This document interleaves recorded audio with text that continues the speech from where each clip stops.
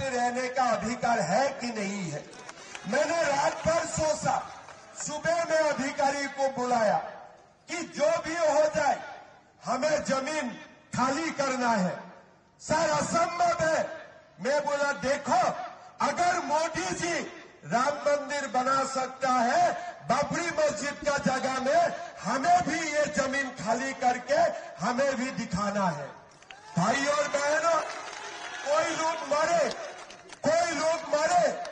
कोई कोर्ट में केस हुए, लेकिन आज मैं आप लोगों को बताना चाहता हूं कि लगभग 50,000 एकड़ जमीन में अवैध घुसपैठियों से मुक्त करवा लिया, पूरा मुक्त कर दिया है। तब मेरा पता चला ये जो उसामा है ना, देखने से वो लोग को ताकतवर लगते हैं, लेकिन जब देश में हिंदू जग जाते हैं, कोई उसामा औरंगजेब बाबर जिंदा नहीं रह सकता है, कोई रह नहीं सकता है। खाली एक बार हिंदू को गर्व से बोलना पड़ते हैं कि हम हिंदू हैं, हम हिंदू हैं। और एक बार जब आप गर्व से बोलते हैं ना कि हम हिंदू हैं, सब कुछ मुमकिन है, सब कुछ मुमकिन है।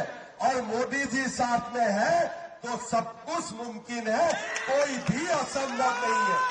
और साथ में मोदी जी का साथ में जब नीतीश जी रहता है और मुमकिन हो जाता है, कुछ भी डिफिकल्ट नहीं लगते हैं।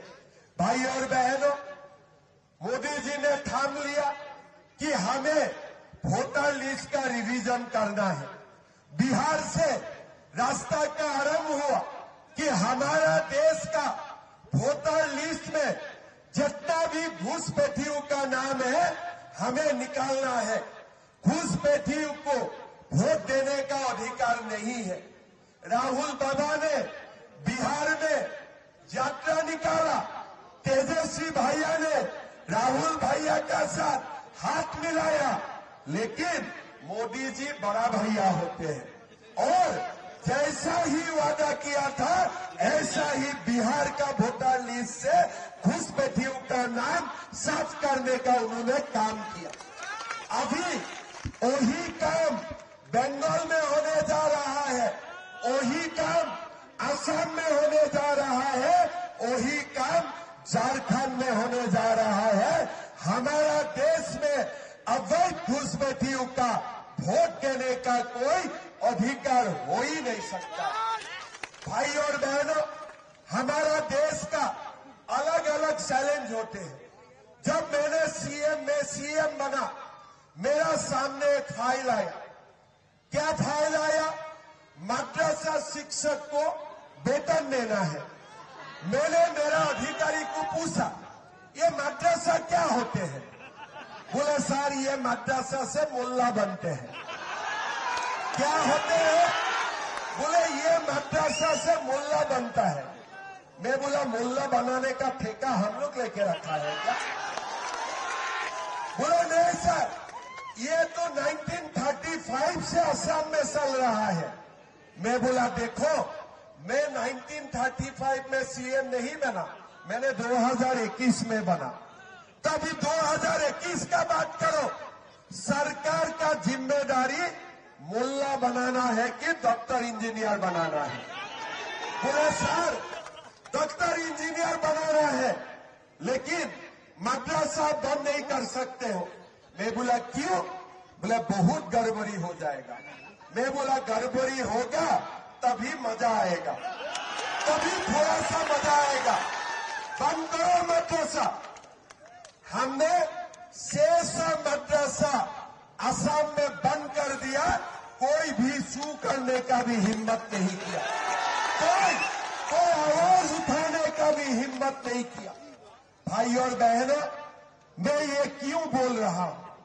हम असम में रहता हूं, जो असम का जो जनसंख्यिकी है 7% हिंदू है, 40% मुसलमान होते हैं। और ये मुसलमान का अंदर में कोई सारे अवैध घुसपैठिया होते हैं।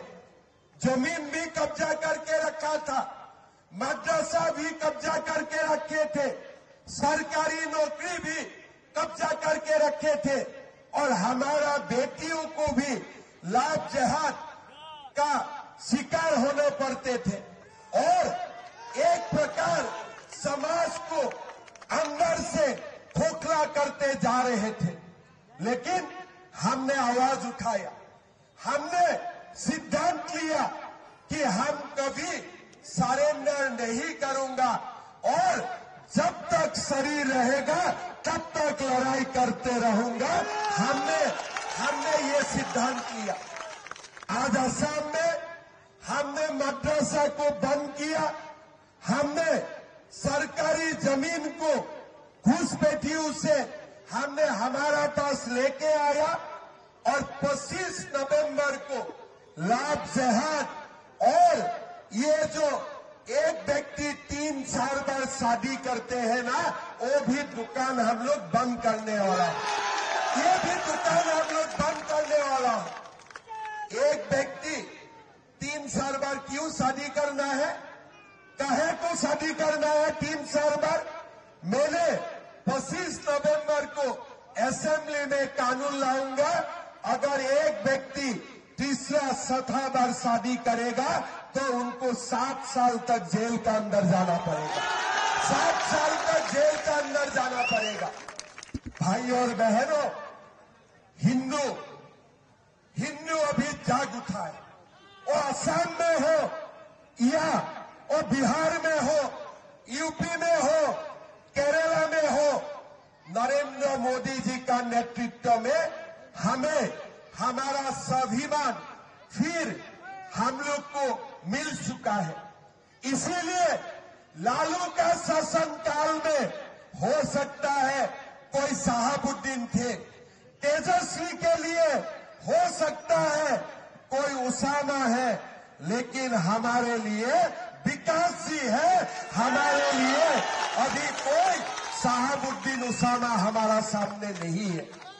भाई और बहनों, ये सुनाओ रघुनाथपुर का अस्मिता का लड़ाई है। ये सुनाओ हमारे समाज की स्वाभिमान की लड़ाई है। अगर कोई उसामा यहां से जीत गया ना, हमारे हिंदू को हारना पड़ेगा। क्या आपको तैयार है हारने का? आप हारने के लिए तैयार है? कभी नहीं। अभी हिंदू ये देश में